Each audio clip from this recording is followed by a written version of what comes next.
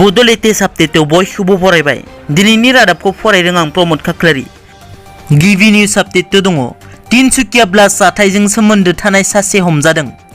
आसाम पुलिसा तिनसुकिया जिल्लानि टिंग्रा बाजाराव बमा बेरफुनाय जाथायजों लोब्बा थानाय सासे सुबुंखौ दिनै हमनो हादों बे बमा बेरफुनायाव सानै सुबुंनि जिउ खहा जादोंमोन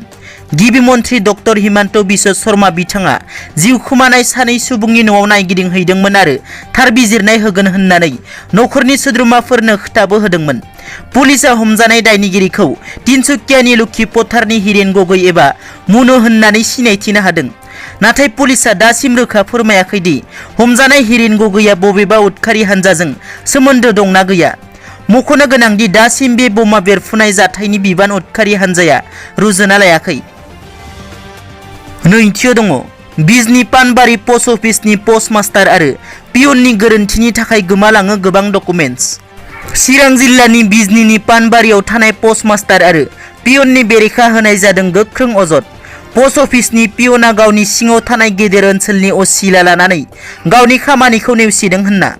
जायनि जाहोनाव गोबां गोनां डकुमेन्ट्सफोरखौ पोस्ट अफिसावनो गोमालाङो होननानै अजद होनायजों लोगोसे बोसोर बोसोर कास्टमारफोरनि आखायाव गोनां डकुमेन्ट्सफोरा सफैया होननानै जायनि सायाव अजद होनायाव पोस्टमास्टार लंकेश्वर बर'आ गावनि गोरोन्थि गैया होननानै फोरमायो पोस्टमास्टारा गावनि दाय गैया होननानै बुंथिदोंब्लाबो नाथाय सिगांबो बेफोरबायदि अजद मोनदोंमोन होननानै फोरमायो नाथाय सोंथि सिखांदों दि बिथांनि बुंथियाव सोर सासे गेजेरनि एजेन्ट दं जायखौ पियना रां होनानै माखासे रांनि सोलाय रायजोफोरखौ बेफोरबादियै खैफोदनि फारसे नारहरदों पोस्ट अफिसनि पियन बिटित बसुमतारीनि नेवसिनाय आखुनि बागै पोस्टमास्टारा गनायो थामथियाव दङ बेंटल दखरा दुलाराय बर' फरायसा आफादा बर' सिख्लाया फासि नांनानै थैनायनि सायाव खौरांगिरि मेल खुंदों मैया 17 मे खालार खालि बेंटल थुक्राझार ओनसोलाव मबाइल मेसेजनि गेजेरजों गावनि गोसो थोनाय सेंग्रानो नोट लिरना गालांना गावनि जिउखौ फासि नांना फोजोबना लानायनि सायाव बेंटल दखरा दुलाराय बर' फरायसा आफादनि आफादगिरि सुसिल इस्लारि बिथाङा खौरांगिरि मेलनि गेजेरजों जाथायनि सायाव गुवारै नायबिजिरनो दाबि खालामो जाथायजों लोब्बा थानाय दायनिगिरिखौ थाबैनो हमनानै साजा होनांगौ होननानै पुलिस आरो सरकारनियाव दाबि दैखांदों लोगोसेनो लाइमोनफोरा बेफोरबायदि जाथायाव लोब्बा थानानै गावनि बेसेन गोसा जिउखौ फोजोबना लानो सानो बिसोरो जाहाथे गावनि जिउखौ फोजोबना लायाजासे नखरनि एबा खाथिनि गेदेर गोलावनो फोरमायनानै मददनि थाखाय खावलायनो फरायसा आफादा खावलायो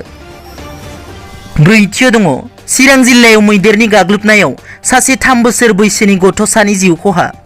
भारत भुटान सिमना ओनसोलनि रायजो जानाय चिरां जिल्लानि दिउस्रि हालामनि रायजो राजाफोरा जिब जुनारनि मैहुर जाबोनांदों थांनाय हरनि 3 रिंगायाव चिरां जिल्लानि भारत भुटान सिमना ओनसोलनि दिउस्रि रुनिखाता पुलिस थानानि सिङाव थानाय बेदलां बस्ति गामिनि सन्जय लाख्रानि न'आव हाग्रानि मैदेरा गाग्लोबफैयो हाग्रानि मैदेरनि गाग्लोबनायाव सासे 3 बोसोर बैसोनि फिसाजोखौ खोमानानै लानांगौ जायो मैदेरा बिथांनि न'खौ गाग्लोबनानै थेर बेथेर खालामलाङो दिनैनि रादाबा एसेनोसै नोंथांमोना जुदि आंनि चेनेलखौ दासिमबो साबस्क्राइब खालामाखै